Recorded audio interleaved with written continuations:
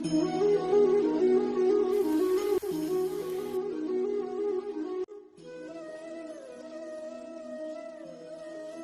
Hello எல்லோரும் எப்படி இருக்கீங்க? எல்லோரும் நல்லா இருப்பீங்க அப்படின்னு சொல்லிட்டு நம்புகிறேன். இன்றைக்கி என்னோட வீக்கெண்ட் vlog தான். சாட்டர்டே ரொட்டீன் ஒர்க்கை தான் இன்றைக்கி இந்த vlogல பார்க்க போகிறோம். வாங்க பார்க்கலாம். முந்தின நாள் நைட்டே நான் அரிசிலாம் ஊற வச்சுருவேன். ஒரு 11 மணி போல் படுக்கிறதுக்கு முன்னாடி நல்லா கழுவிட்டு இட்லிக்கு தனியாக தோசைக்கு தனியாக ஊற வச்சுருவேன். அப்போ தான் காலையில் அரைக்கிறதுக்கு ஈஸியாக இருக்கும் அப்படின்னு சொல்லிட்டு.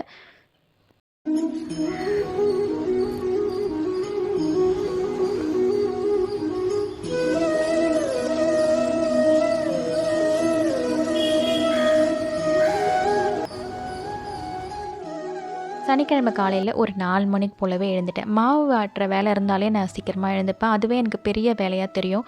அதை முடித்தா தான் அப்படின்ற மாதிரி அதுக்காகவே சீக்கிரமாக எழுந்தாச்சு. எழுந்து ஃபஸ்ட்டு வந்து இட்லிக்கு வந்து கிரைண்டரில் போட்டுட்டேன். அதுக்கப்புறம் உளுந்து ஊற வச்சுட்டேன். இட்லிக்கு தனியாக தோசைக்கு தனியாக. தோசை அரைக்கும் போது உளுந்து சேர்த்து அரைச்சிடுவேன் மாவோட. ஆனால் இட்லிக்கு வந்து தனியாக தான் உளுந்து போடுவேன். சைட் பை வந்து பாலும் காய்ச்சி காஃபியும் போட்டாச்சு.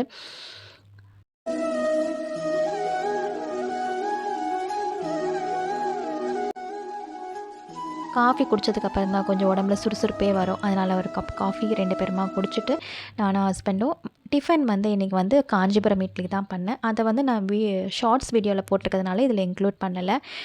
மாவு போடுற அன்றைக்கி வந்து நான் ஃப்ரிட்ஜை வந்து ஜஸ்ட்டு தொடச்சி எடுத்துடுவேன். மாதத்துக்கு ஒரு வாட்டி தான் அது எல்லாமே ஃபுல்லாக எடுத்து வாஷ் பண்ணி வைக்கிறது. ஒவ்வொரு வாட்டி சனிக்கிழமை மாவு போடும் போது வந்து ஃப்ரிட்ஜை நல்லா ஈரத்துணி வச்சு தொடச்சிட்டு அதுக்கப்புறம் ஒரு ட்ரை கிளாத் வச்சு நல்லா தொடச்சி எடுத்துருவேன். மாவும் அதுக்குள்ளே அரைஞ்சிருச்சு. தனித்தனி பாக்ஸ் போட்டு ஃப்ரிட்ஜில் அதெல்லாம் அரேஞ்ச் பண்ணி வச்சுட்டேன்.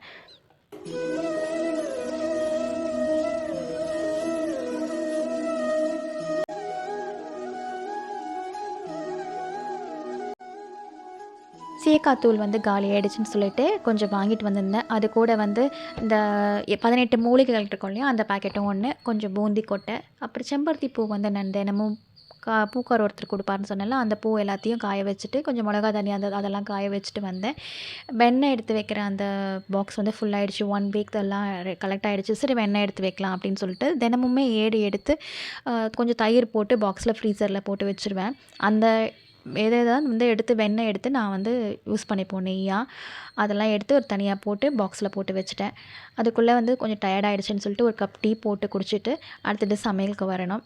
கவுண்டர் டாப் வந்து நான் மாவு போடுற அன்றைக்கி கண்டிப்பாக க்ளீன் பண்ணுவேன். எவ்ரி சாட்டர்டே வந்து க்ளீன் பண்ணுவேன்.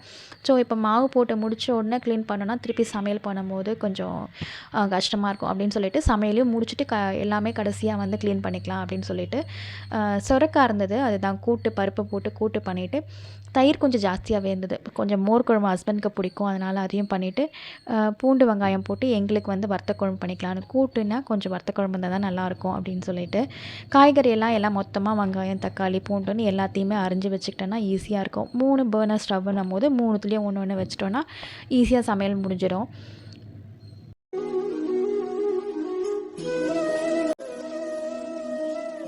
அதுக்குள்ளே எங்கள் மாமியார் அரிசி ஊற வச்சுட்டாங்க குக்கரில். அது வந்து அவங்க டிபார்ட்மெண்ட், அவங்க தான் சாதம்லாம் வடிப்பாங்க. மோர் குழம்புக்கு நான் கொஞ்சம் நேரத்துக்கு முன்னாடியே ½ ஹவர் முன்னாடியே துவரம்பருப்பு சீரகம் அரிசிலாம் ஊற வச்சுருந்தேன். அது கூட கொஞ்சம் தேங்காய் பச்சை மிளகாய் கருவேப்பிலை போட்டு நல்லா அரைச்சிட்டேன், பிளெண்ட் பண்ணிட்டேன்.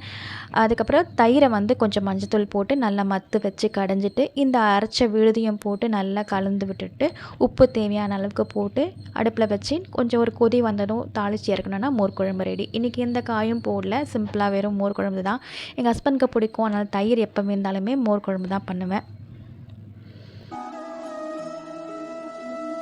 ஒரு ஸ்டவ்வில் மோர் குழம்பு வச்சுட்டேன். இன்னொன்றுத்தில் வந்து பருப்பு ஏற்கனவே போட்டு வச்சுட்டேன். அதனால் சுரக்காவையும் தக்காளி உப்பு மஞ்சத்தூள் போட்டு அதையும் ஒரு வேக வச்சுட்டு பருப்பு ஊற்றி கடைய வேண்டியதான், தாளித்து கொட்ட வேண்டியதான். இந்த பக்கம் வந்து கடாயில் வந்து வத்த குழம்புக்கு வந்து ஒரு கடாயை வச்சு எண்ணெய் ஒரு 4 ஸ்பூன் ஊற்றி பூண்டு ஃபஸ்ட்டு கட் பண்ண பூண்டு, அதுக்கப்புறம் வெங்காயம்லாம் போட்டு மஞ்சத்தூள் உப்புத்தூள் மிளகாத்தூள்லாம் போட்டு நல்லா வதக்கிட்டு இந்த புளியும் கரைச்சி ஊற்றி மூடி வச்சுருவேன். ஒரு 20 நிமிஷம் 25 நிமிஷத்தில் நல்லா சிம்மில் வச்சோன்னா நல்லா கொதிச்சு வந்துடும். இந்த குழம்பு எங்கள் வீட்டில் பசங்களுக்கு எனக்கு ரொம்ப பிடிக்கும். கூட்டுக்கு இந்த வத்த குழம்பு ரொம்ப நல்லாயிருக்கும். மோர் குழம்பு ரெடி ஆகிடுச்சு. அதுக்கு வந்து பெருங்காயம் கருவேப்பிலை கடுகெல்லாம் தாளித்து கொட்டியாச்சு. அதுதான் மோர் குழம்போட ஹைலைட்டே. கூட்டும் இந்த பக்கம் ரெடி ஆகிடுச்சு.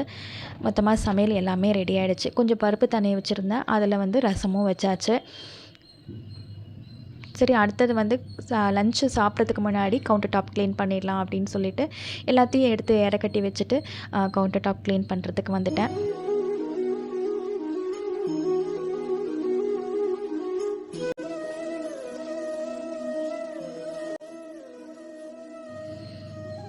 அப்படியே ஸ்ப்ரே பண்ணிகிட்டே க்ளீன் பண்ணலான்னு பார்க்குறேன். அந்த நாபு வந்துடுச்சு. அப்புறம் ஹஸ்பண்ட் கிட்ட சொல்லியிருந்தேன். அவங்க எலக்ட்ரீஷியன் கிட்ட கொடுத்து நான் ரிப்பேர் பண்ணி கொடுக்குறேன் அப்படின்னு சொல்லிட்டாங்க.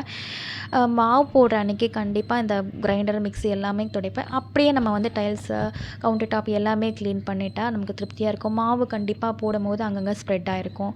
இதுக்குன்னு ஒரு நாள் நம்ம நினச்சோன்னா நடக்காது. நம்ம இந்த மாதிரி மாவு போடுற அன்னைக்கின்னு வச்சுக்கிட்டோன்னா அது க்ளீன் பண்ணனா ஒரு திருப்தி. அதனால் எல்லாமே ஸ்டவ்வு எல்லாமே அன்றைக்கி தான் க்ளீன் பண்ணுவேன். டீப் க்ளீன்றது வீக்லி ஒன்ஸ் கண்டிப்பாக பண்ணுவேன்.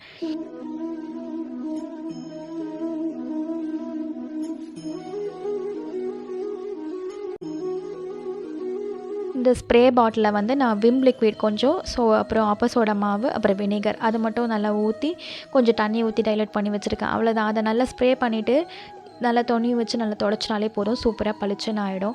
எங்களது வந்து கிச்சன் வந்து 30 வருஷ வீடுன்னு சொல்லுவாங்க, பழைய காலத்து வீடு. அதனால் கவுண்டர் டாப்லாம் வந்து பார்த்திங்கன்னா எந்த ஷெல்ஃப் எதுவுமே கிடையாது. அதனால் இந்த ட்ரீ டயர் கார்னர் ஷெல்ஃப் வச்சு அதில் தான் நான் எல்லாமே அரேஞ்ச் பண்ணி வச்சுருக்கேன். இந்த காஃபி ட்ரேவும் அதுக்கு தான், அந்த மாதிரி தான் வச்சுருக்கேன். ஸோ எல்லாமே கவுண்டர் டாப்லாம் நம்ம எடுத்து க்ளீன் பண்ணால் தான், இல்லைன்னா எண்ணெய் பிசுக்க பிடிச்சிட்டு ஒரு மாதிரி அழுக்காயிடும். அதனால் அந்த ஸ்டவ் பேக் சைடு இருக்க டைல்ஸ் எல்லாம் பார்த்திங்கன்னா எண்ணெய்லாம் பட்டு ரொம்ப மஞ்சள்லாம் பட்டு பருப்பு எல்லாம் பட்டு ஒரு மாதிரி இருக்கும். என்னதான் நம்ம டெய்லி க்ளீன் பண்ணால் கூட அந்த வாரத்துக்கு ஒரு வாட்டி நல்ல ஸ்க்ரப்பர் வச்சு தேய்ச்சி விட்டோம்னா நல்லா பளிச்சுன்னு இருக்கும். இந்த பர்னரையும் அப்படி தான் விம் லிக்விட் போட்டு நல்லா ஸ்க்ரப்பர் வச்சு டெய்லியுமே நான் துடைச்சிடுவேன். ஆனாலும் அன்றைக்கி வாரத்துக்கு ஒரு வாட்டி நல்லா டீப் க்ளீன் பண்ணோன்னா பளிச்சுன்னு புதுசு மாதிரி இருக்கும் என்றைக்குமே ஸ்டவ்வு. எனக்கு மாவு போடுற அன்றைக்கி கண்டிப்பாக க்ளீன் பண்ணணும். அது என்ன தான் உடம்பு முடியலையோ, டைம் இல்லைனாலும் அதெல்லாம் முடித்தா தான் திருப்தி.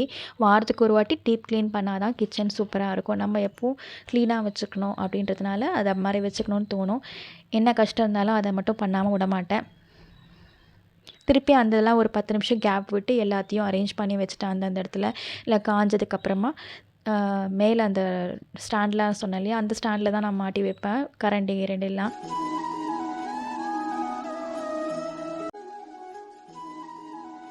ஃபுல்லாக டீப் க்ளீன் பண்ணியாச்சு.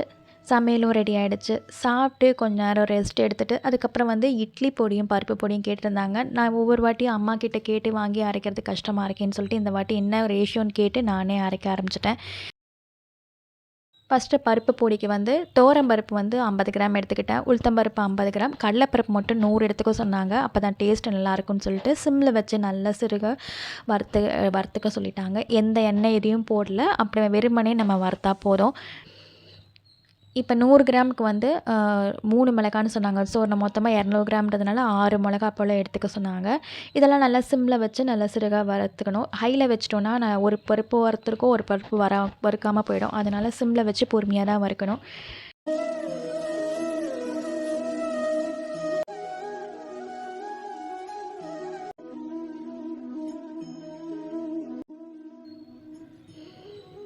இப்போ நல்லா சிவப்பாக வறுத்துடுச்சு. சரி அதுக்கப்புறமா ஒரு பிளேட்டில் போட்டு ஆற வச்சுட்டு அதே கடாயில் வந்து தேவையான அளவு காஞ்ச மிளகாவையும் போட்டு நல்லா வறுத்துக்கிறேன். இது முடிச்சதும் அதுக்கப்புறம் இட்லி பொடியும் வறுத்து எடுத்துக்கிட்டு ஆற வச்சதுக்கப்புறம் அரைச்சிக்கலான்னு.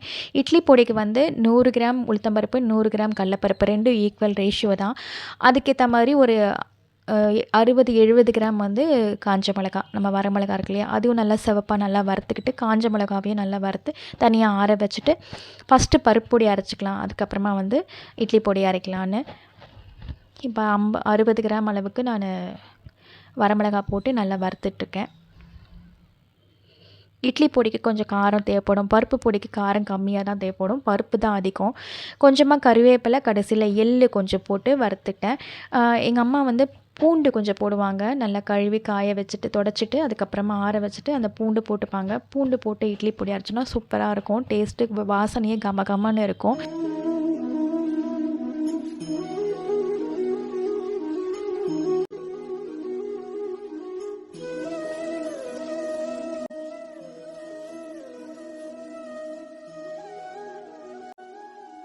பருப்பு பொடியை ஃபஸ்ட்டு அரைச்சி முடிச்சுட்டு அந்த கண்டெய்னரில் ஃபில் பண்ணி வச்சாச்சு. அடுத்தது வந்து இட்லி பொடி இருக்கும்போது நான் பூண்டு போட்டு அரைப்பேன்னு சொன்னேன் இல்லையா, பூண்டு போட்டு ஆனால் வந்து நம்ம சீக்கிரமாகவே காலி பண்ணிடணும். ஒரு மாதம் போல் தான் இருக்கணும், அதுக்கு மேலே வச்சோன்னா நல்லா இருக்காதுன்னு சொல்லுவாங்க அம்மா.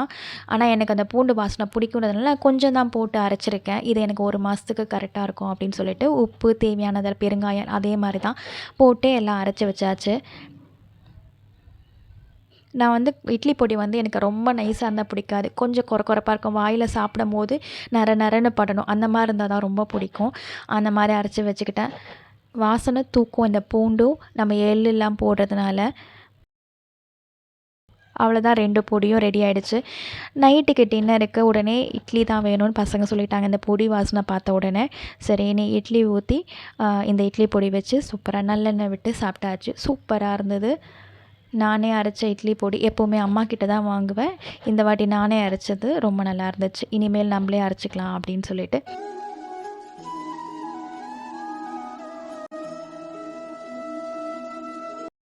உங்களுக்கு இந்த வீடியோ பிடிச்சிருந்தா லைக் பண்ணுங்கள், சேனலை சப்ஸ்கிரைப் பண்ணுங்கள், எனக்கு சப்போர்ட் பண்ணுங்கள். வேறு ஒரு நல்ல vlogல உங்களை திரும்பவும் சந்திக்கிறேன். நன்றி.